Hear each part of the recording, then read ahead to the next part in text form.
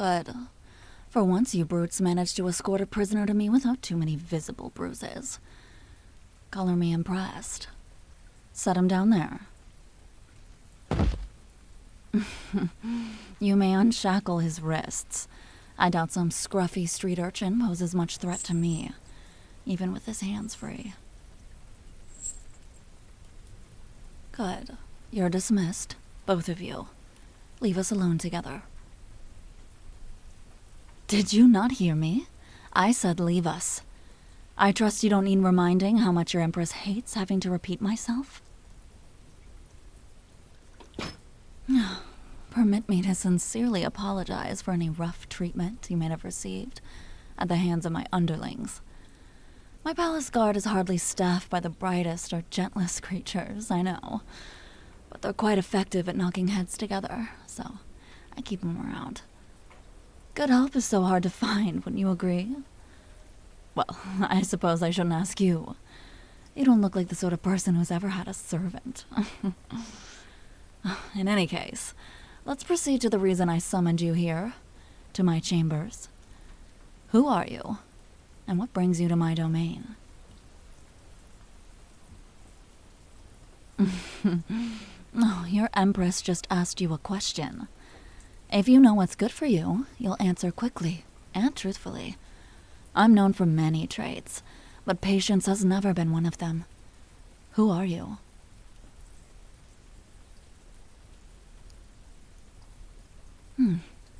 A strange name. You're from someplace far, far away, aren't you? I suspected as much. They tell me you came here stowed away on a whaling ship. They tell me they found you hiding below decks, huddled inside a filthy crate, skulking in the shadows like a rat. Is that true? Are you a rat?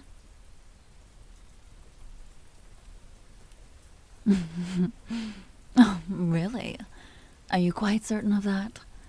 Because you don't look much like a person to me, let alone a man.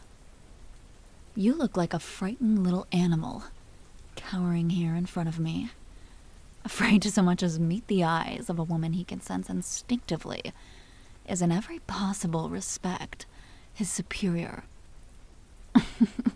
Do you know, it was my idiotic advisors who counseled me to have you hauled in from the dungeon for questioning. They were convinced you were a spy in the service of our adversaries, as if anyone would be fool enough to entrust such a delicate role to some timid cretin like yourself. Oh, don't think I don't see that wetness growing in your eyes. Have my words pricked your pride? Have I wounded you? Perhaps you feel as though I'm being needlessly cruel, that I should be more charitable with you, seeing as you're my guest. Well, that's precisely the problem, isn't it? You're not my guest. You're an intruder, an interloper who snuck his way into my empire like a thief in the night, quite uninvited.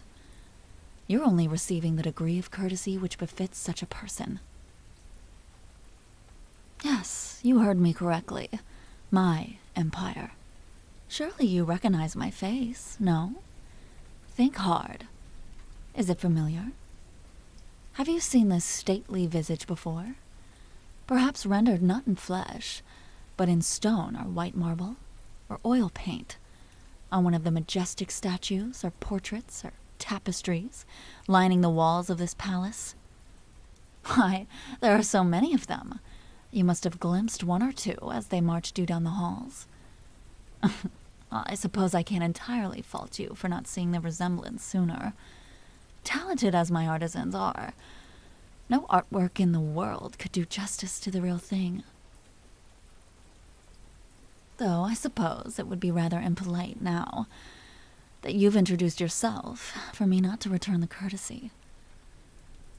I'm Empress Adele, sovereign and supreme ruler of this realm.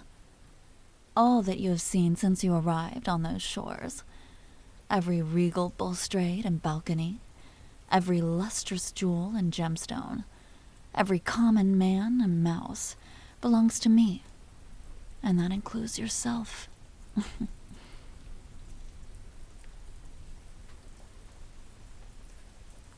My. There is something very amusing about the way you're looking at me. Your eyes burn with fear and confusion. Those emotions I see all the time in the eyes of my subjects. But in your gaze, they're mixed with something else. What is it, I wonder? Some unspoken earnestness?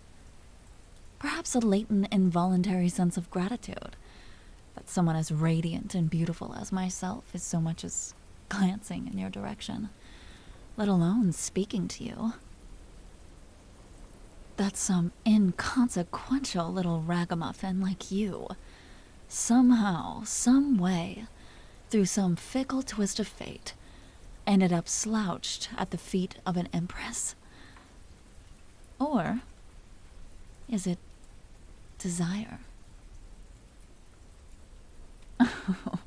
Oh, look at you squirm. Do I make you uncomfortable? Not enough to force you to mask your emotions, apparently. Or do you simply lack the self-control to do so? You know how serious your predicament is. You know very well that I could snap my fingers, should I even have the slightest inclination, and have you locked away in some deep, dark, tiny hole for the rest of your days. Still, you just can't help it. Your infatuation with me is written all over your face. You're love-struck. Oh, don't worry. I have a weakness for flattery. One of my admitted vices. And I will confess to being a touch flattered. What's more, you've caught me in an unusually generous mood. So I'm inclined to forgive your impudence. That is, if you play your part in my satisfaction. Get up on your feet. Follow me to the foyer.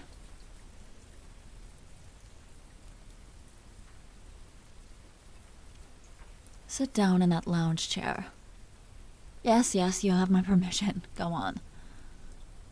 Oh, was that a little whimper I heard? Is it really so comfortable? Oh, don't answer that. Of course it is. It's plush velvet. Probably the softest, coziest thing you've ever sat on. Certainly, I'll bet. It's infinitely more comfortable than that cold, rough, cobbled floor of the dungeon. Let me take a seat next to you. Oh, is that a problem for you? I know it's not a very large chair. It was only built for one, after all. I'm so close to you, when my body is practically pressing into you. Are you feeling uncomfortable?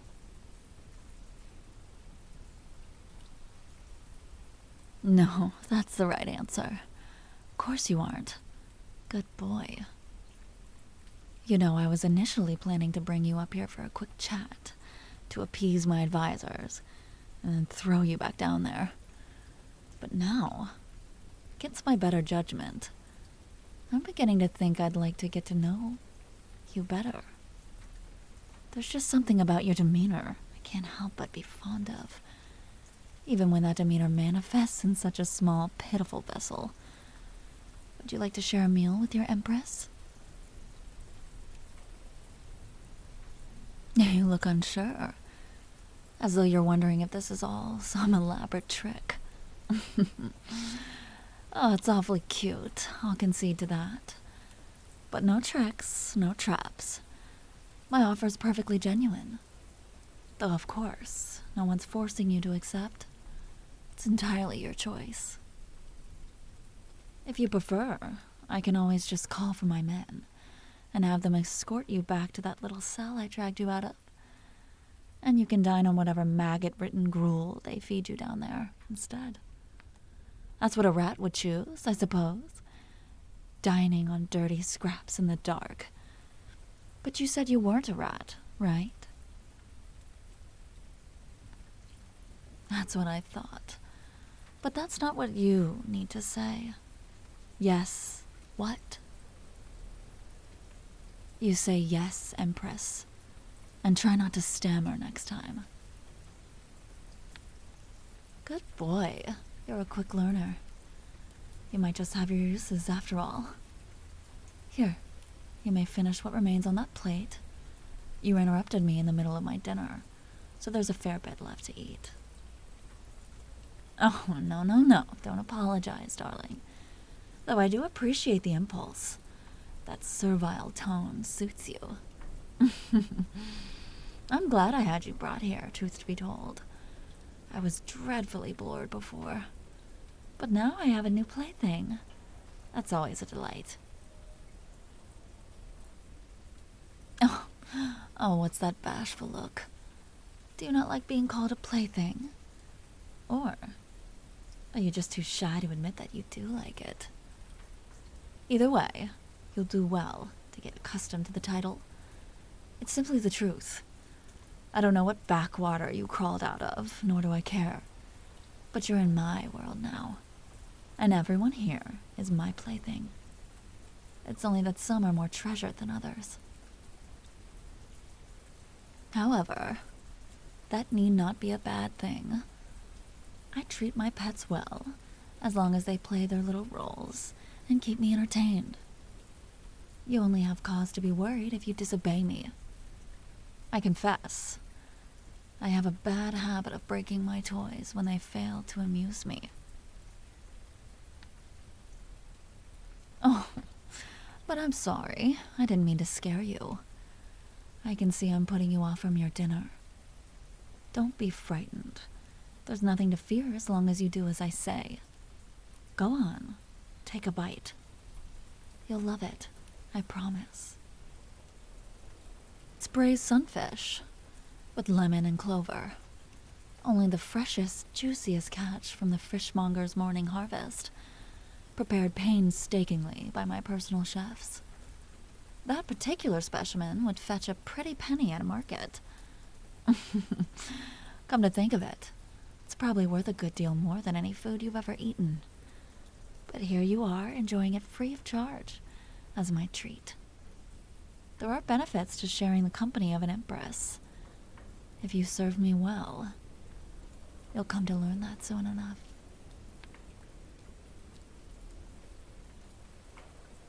Actually, don't use that fork. Put it down. You probably don't even know how to hold it properly. I doubt someone like you has ever taken any classes in etiquette, after all. Here, let me put my arm around you. Bring you in close. I'll feed you. Open your mouth. Do I look as though I'm not being serious? Ask me such a stupid question again and I won't be so forgiving. I said open your mouth. There we are. Here comes the first bite. Oh, you look so adorable. My pet, eating my food from my fork in my parlor. Close your mouth when you chew, darling. You'll use good manners when you eat at my table, if you don't want to eat your next meal off the floor. Oh, it is so tasty, isn't it? Better than you've had in a long while, I know. Here, let me feed you another. Open your mouth again.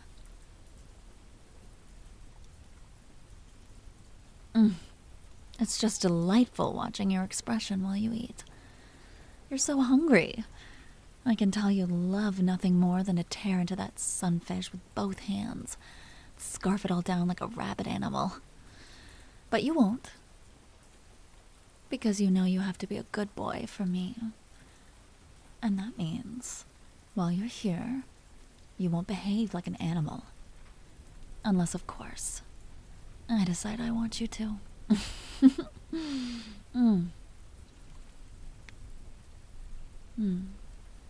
Do you like me rubbing your back with my other hand? Here, lean in closer. Wouldn't want to spill anything. Have another bite. Do you need something to drink? You must be parched. Have some white wine. I could tell you how rare and expensive this vintage is, but who are we kidding? Someone like you would hardly know the difference. Instead, I'll only promise it'll slake your thirst. Ever sipped wine from a crystal goblet before? You don't have to answer that, darling. Let me just raise it to your lips. Drink as much as you like. The whole thing if you want to. The wine should loosen you up a little too. Take care of that trembling in your hands. Don't think I didn't notice that. Your Empress notices everything. Thirsty, aren't you? Oh, be careful. Don't let it dribble down your chin. Let me clean you up. Oh, clumsy boy. You've stained your shirt. Well, it's not like it was in a very presentable condition to begin with. We'll need to get you something else to wear. And before that, we'll need to have you bathed. Oh, no, don't fuss now. You're doing so well. Don't worry. I'll allow you to finish your dinner first. Open your mouth. Here's another bite. Oh, good boy. Oh, I can tell you're special. You're so eager to please. If only so it'll earn you more fine silks to recline on and tantalizing food to eat. But that's not all you like, is it? You like attention from me, too, don't you? You like it when I rub your back and your hair and when I stroke your cheek.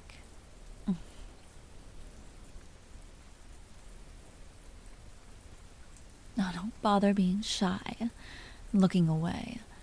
Your face tells me at a glance all I need to know. You need not be embarrassed. You're hardly the only one who yearns for my company. That list numbers far too many to even put on paper. You are, however, one of the rare few to receive that pleasure.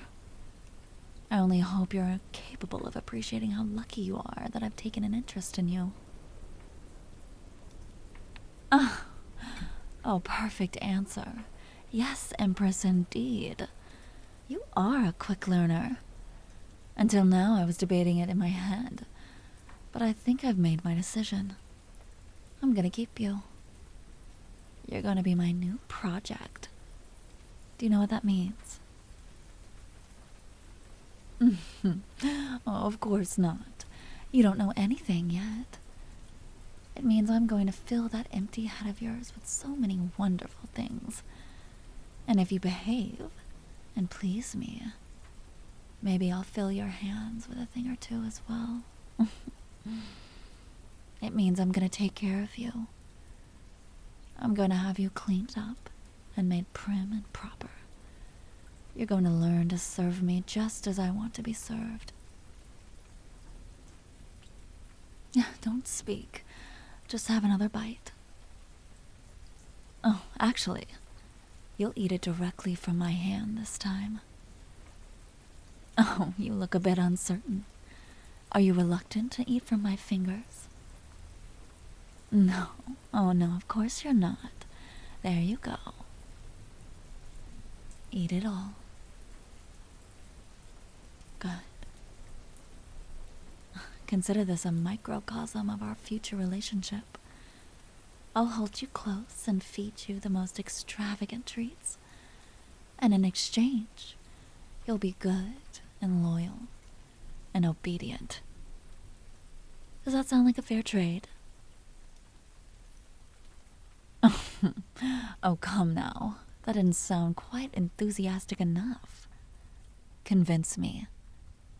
You know, if you won't provide me sufficient cause to be sure of your loyalties, I might just be forced to reevaluate whether or not you're a spy, after all. And then... Oh, relax, calm down. You should hear that shrill desperation in your voice. It's absolutely adorable. I'll have to make you beg more often. But I'm only playing with you, pet. Don't worry yourself. You're safe with me. I know you'll be loyal. I can tell already. Here, have another bite.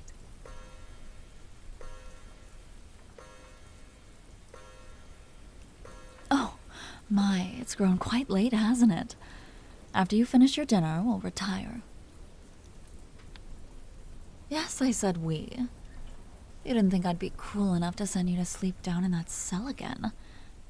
No, that's no place for my loyal servant. And that's what you are, isn't it? You'll find your rest here in my chambers. Yes. Now here, another treat is waiting for you in your Empress's hand. Good boy. I have so many delightful things in store for you.